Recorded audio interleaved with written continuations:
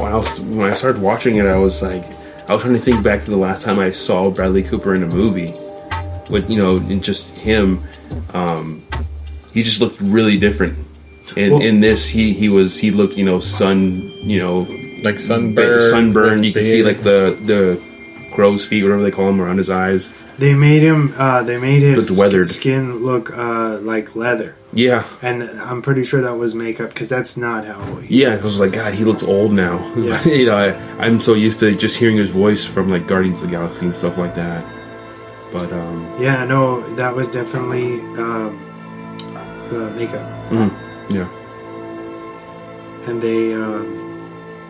they did such a good job with that. Because he's from, I don't know if you remember, but in the movie, he's from Arizona. Yeah. So that makes sense. Yeah. He's been, kind of sun-beaten. Yeah. And then, of course, him not taking care of himself for so many years and abusing drugs and alcohol, you can tell it's taking a toll on him. Yeah, physically. Even when he barely meets Stephanie's character, I don't know, there's so much detail in this that's so good. I even really like Andrew Dice Clay as Allie's dad. Yeah. He's so good. Yeah, he is. So who knew that guy would be such a great actor? Yeah. I like the kind of this inner type of like rivalry, almost not really rivalry, but like the siblings between him and his brother. And you don't find out till the end where Bradley Cooper is pissed off because his brother sold the dad's farm or ranch or whatever. Yeah. And so you think they really don't get along, but he's the older brother, so he takes care of him and stuff like that. And then you end up finding out he's like, I didn't idolize my dad, I idolize you. Yeah. And whatever. you see that with that moment right there. I was like, oh man, that's. And you see it in what's the actor's name? Sam Elliott. Sam Elliott, yeah. You see him all start tearing up. I was like, oh man. And that was a real touching moment right there. Yeah. It's really hard not to tear up. Yeah, In a few of these scenes, it's like, whoa, they really pull at your strings. Definitely. Yeah. What's something? Let's talk a little bit about the story. Yeah. At least where they go. I love the evolution in romance, where he's just played in this city. He doesn't know where any other bars are. Yeah. He's he just finished his set. He's looking for a quick way to get a drink. He walks in to this. I think what's it called? Blue. I think the bar and it's like a gay bar. Where they're doing drag. He doesn't realize what he's walking into. I like when he realizes. Yeah. And he's like, oh, this is a drag bar. This is a drag bar? For a second there, I thought I was hallucinating. That's hilarious. Oh, man. And I love how this film manages to be very PC, because when he walks in there, he's completely comfortable. He doesn't ever question anything. He's just like, cool, fucking give me a drink. Yeah. You guys sell alcohol. This is my kind of fucking place. Yeah. Or whatever. And I respected that right out of the gate. And then he's introduced to Gaga's character. Ali comes out. Of course, she doesn't know who he is or that he's watching. He's a famous musician. Yeah. Right. And she comes out and does this crazy ballad for everyone. La Vie en Rose, which is why I named the episode after. Oh, nice. Because that's a beautiful moment. Yeah. And for them too, because he's crying at the end of it, trying to hold back the tears, and he doesn't even know who this is. And so he goes backstage, he gets to meet her, he waits for her to clean up, and it's like they hit it off immediately. You can tell that she likes him, and she's like, why is this guy crazy musician care about me? Yeah. And so they hang out all night, and she fucking gets in a fight for him, punches a cop in the face, which is like, all right, go Gaga. Yeah. That's tight. And then they kind of go back and forth and write a song in a parking lot. Like if it's nothing. Yeah. you know, and then he drops her off, and he thinks that maybe he's not going to see her again. But anyway, he arranges that same kind of song, and he has his chauffeur pick her up. They end up, you know, she quits her job, she ends up going there, and that's when they do the ballad together on stage. That scene right there was really good. The way like when she's like in awe that she's doing what she's doing. Yeah, the anticipation and the authenticity of it. It just feels the pacing of this entire film is so gracious and incredible that it's coming from his perspective. It's like, whoa, dude! Like, we need to get more fucking actors out here doing this because they're so involved in the business, they just have that natural eye. Yeah, they know what they're doing. I have no idea how they do it, but it's insane. Yeah. That I wonder if that's a hard transition from acting, you know, being in front of the screen, in front of the camera, then going back. I don't know. I think it might be. Maybe it's a little easier. Yeah, I think not every actor can go and do this, or have the want. Yeah, have the want. You know, because a lot of them are, and I could say this they don't have. I don't want to offend anybody, but I don't think some of them don't have the creativity to pull off something like this. I think they're more about being method actors, where they just they want a specific theme, a specific thing, and that's it. They don't want to worry about stuff like that. They're like, give me what I'm gonna do in front of my face, and I'm gonna learn it exactly how you want me to learn it. And I'm gonna do that for you.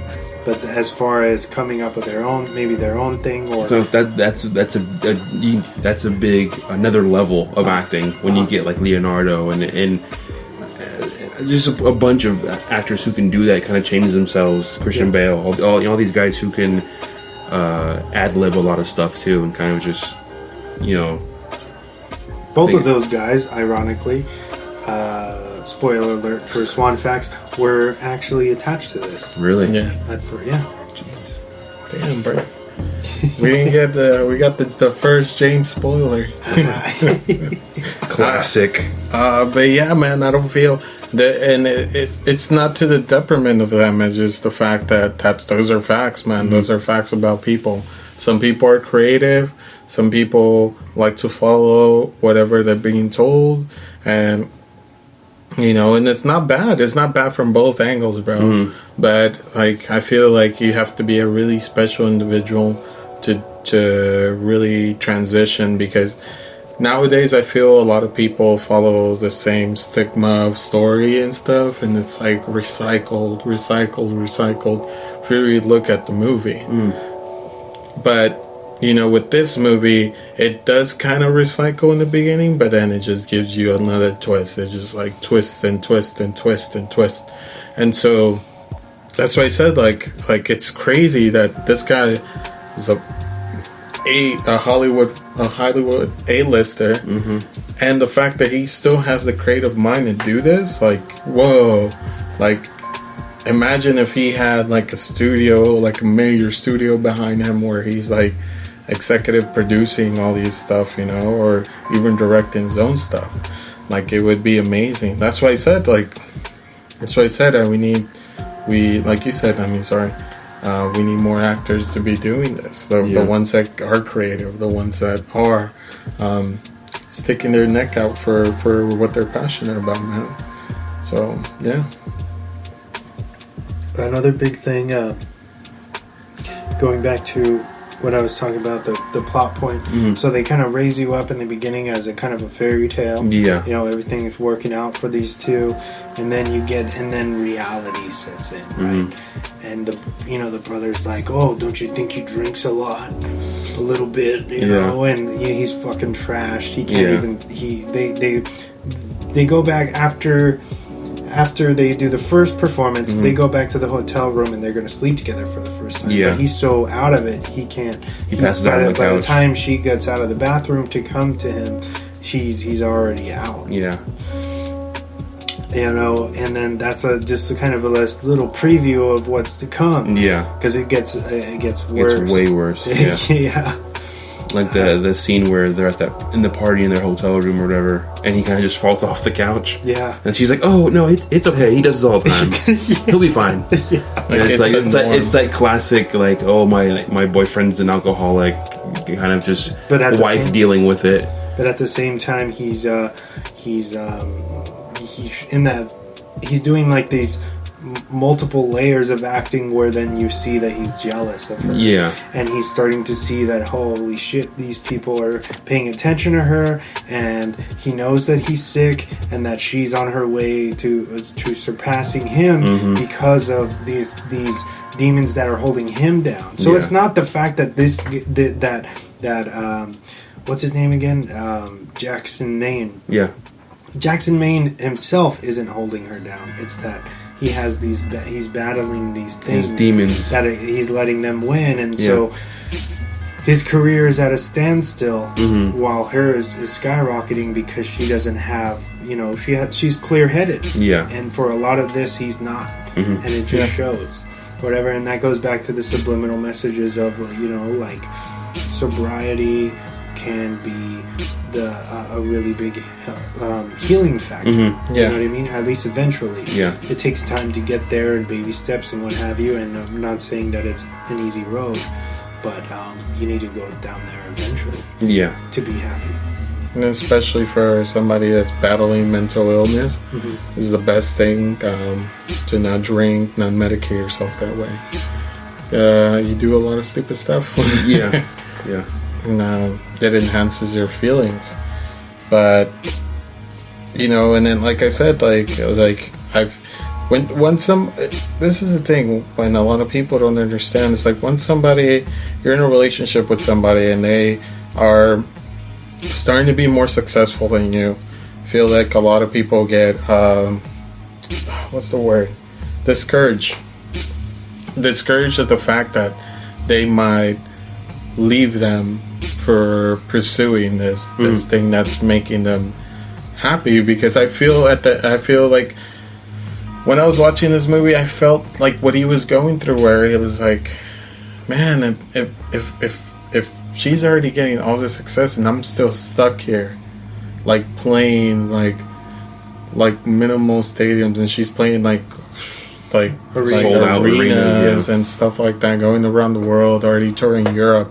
And he's like, well, I'm still doing the same old stuff I was doing like for the last couple of years, and it's not a knock on him. It's just like I feel sometimes since we don't love ourselves, we always want to keep somebody at our level so we could always be assertive of ourselves. Yeah. Or just be comfortable. Yeah. Yeah. And so that's why I feel like when somebody's success, I don't perceive of them we shouldn't be jealous of that. Yeah. Should encourage them. Seeing someone and then seeing like, man, like she's sober. Like, why can't I do this sober? Yeah. Like, man, I'm gonna check myself somewhere.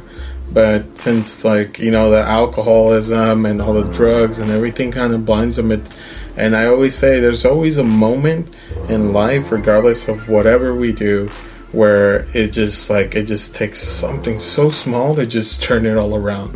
And you could do something, and for him peeing at the music awards was something that just was like, all right, this is like the last straw. Yeah.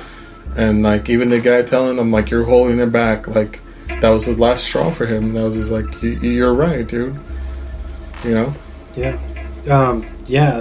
So going pushing towards the end of the film, so she wins like her big award for her music, best new artist or something. Yeah, and it's a big moment in her career, and so of course he wanted to go perfectly, and he's shit-faced already. Yeah. And she goes up to accept it and tells him to stay backstage, and he kind of blindly walks out and totally makes a huge fool of them because and then he pees himself on television. Yeah.